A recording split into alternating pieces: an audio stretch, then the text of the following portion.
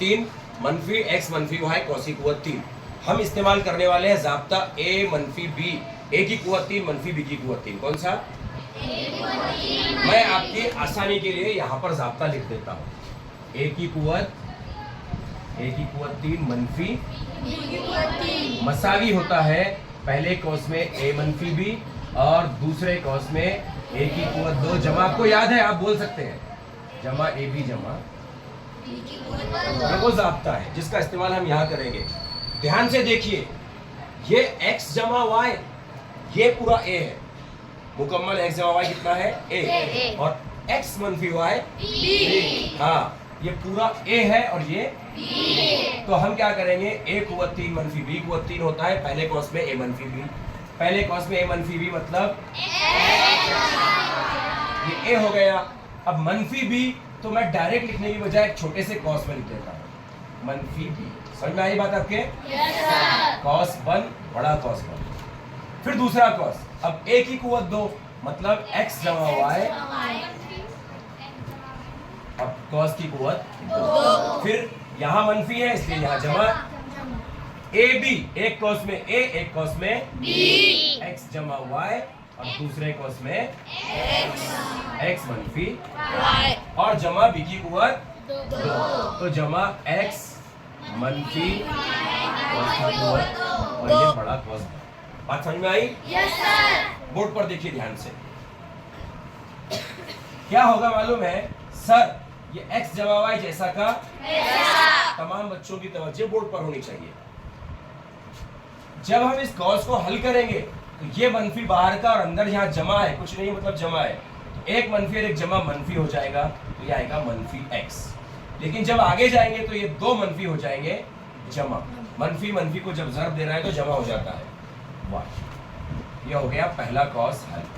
दूसरे कॉस में आपको एक ज़ाब्ता याद होना चाहिए, a जमा b कॉस की कुवत 2। किसी को याद है? a जमा b कॉस की कुवत 2 बोलो आप। आए माशाल्लाह, a जमा b कॉस कुवत 2 बराबर a की कुवत 2 जमा 2ab जमा, सही ज़ाब्ता। तो यहाँ पर इसको वैसे हल करेंगे हम, क्या करेंगे मालूम है? ये बड़ा वाला कॉस और उसके अंदर a की कुवत 2 यानी x की कुवत 2, फिर जमा 2ab मतलब 2xy डायरेक्ट लिख देता हूं मैं, और जमा b की कुवत 2। ये तो हमने सिर्फ इसको हल किया। आगे जमा, एक और ज़ाब्ता आपको बताता हूँ, एक कॉस में a जमा b, दूसरे कॉस में a मनफी b, और दोनों कॉस के बीच में ज़र्ब है, वो होता है a की कुवत 2 मनफी b की कुवत 2। तो वो आएगा यहाँ x की कुवत 2 मनफी y की कुवत 2। फिर इसको भी जैसे हमने ये a जमा b कॉस कुवत 2 से हल किए, यहाँ हल करेंगे a मनफी b कॉस कुवत 2 से। a मनफी b कॉस कुवत 2 कोई बोल सकता है? हाँ, a कुवत 2 जमा 2ab, नहीं वहाँ जमा नहीं आएगा, a की कुवत 2 मनफी 2ab जमा, माशाल्लाह सही है। a minus b bracket square is equal to a square minus twice ab plus b square.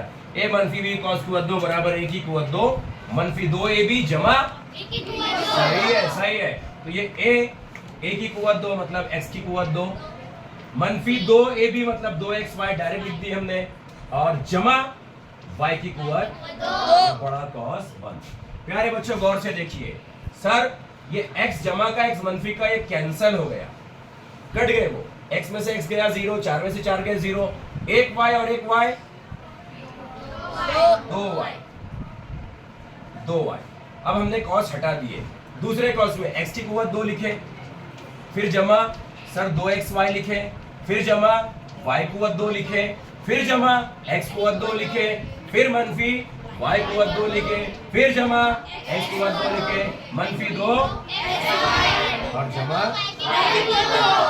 बड़ा कॉस 1। प्यारे बच्चों, यहाँ कोई कट सकता है क्या, कैंसिल हो सकता है कि हम देखेंगे, x कुवत 2 जमा के है और कहीं मनफी के है नहीं है सर, 2xy जमा के है और 2xy कट गए, कैंसिल हो गए, 2 में से 2 गए 0। और सर ये y कुवत 2 जमा के है, y कुवत 2 मनफी के, ये भी कैंसिल हो गए। सर आगे और कुछ भी नहीं है, कोई बात नहीं, 2y के 2y, कॉस के अंदर एक x कुवत 2 और एक x कुवत 2 और एक x कुवत 2, कितने x कुवत 2 हुए? क्या बात है, तो 3x कुवत 2। आगे जमा, ये सवाल हल। आपके घर पर कोई मेहमान आते हैं, आप दूसरे कमरे में हैं, तो आप अंदर जाकर क्या करते हैं? अस्सलाम वालेकुम अंकल, अस्सलाम वालेकुम आंटी करते हैं ना ऐसा। तो वैसे ये होने वाला है, ये अंकल है, ये आंटी है, ये बच्चा अंदर जा रहा है। अस्सलाम वालेकुम अंकल, तो 2 तिया x की कुवत 2 और ये y, समझ गए? फिर जमा, अस्सलाम वालेकुम अंकल, तो यहाँ कोई नहीं है तो 1 है, कुछ नहीं है मतलब 2 एका 2 और y 1 है, कुछ नहीं है, y के ऊपर कुवत मतलब 1 है और y के ऊपर कुवत 2 है, 2 और 1 3, y की कुवत 3। अब ये सवाल मुकम्मल।